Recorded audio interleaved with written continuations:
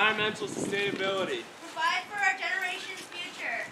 Friday, February 14th, the Claremont College's Divestment Campaign organized a protest outside of Pitzer's West Hall.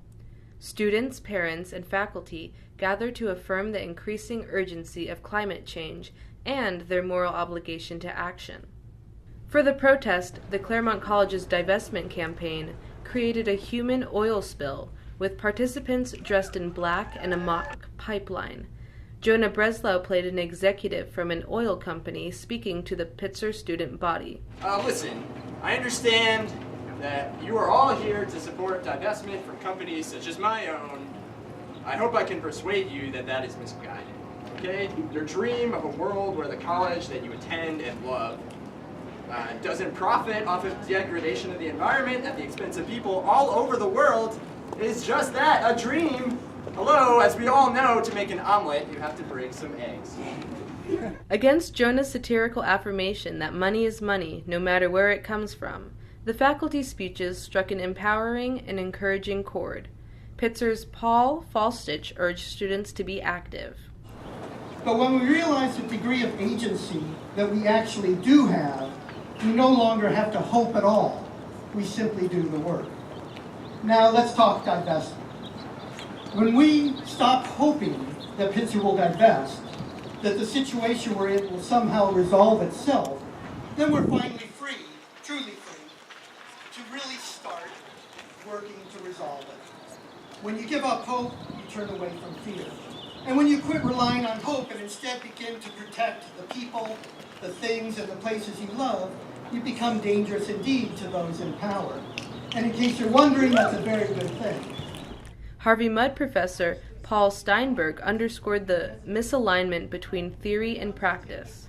After the protest, we spoke with one of the organizers, Jess Grady Benson, who discussed the process leading up to the event.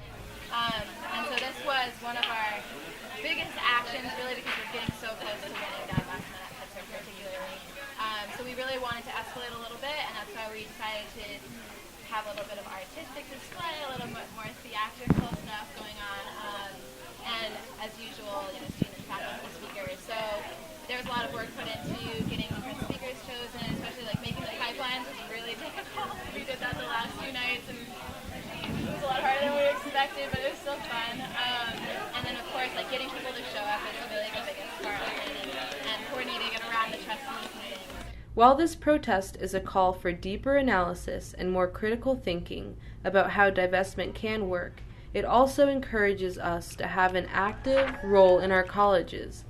As one student put it, "I am proud of the values my institution preaches.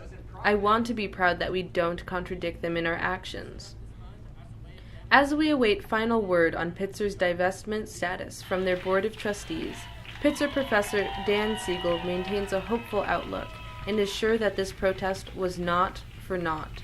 And I want to say with some hope today, and I am willing to embrace some hope, that I think those of us on the inside are hearing your voice, and we have to keep hearing your voice to make sure that the inside institutions move forward in a responsible way. And if your voice is loud, and if we hear it, and I think we are hearing your voice, I am confident that Pitzer will move forward in a responsible way.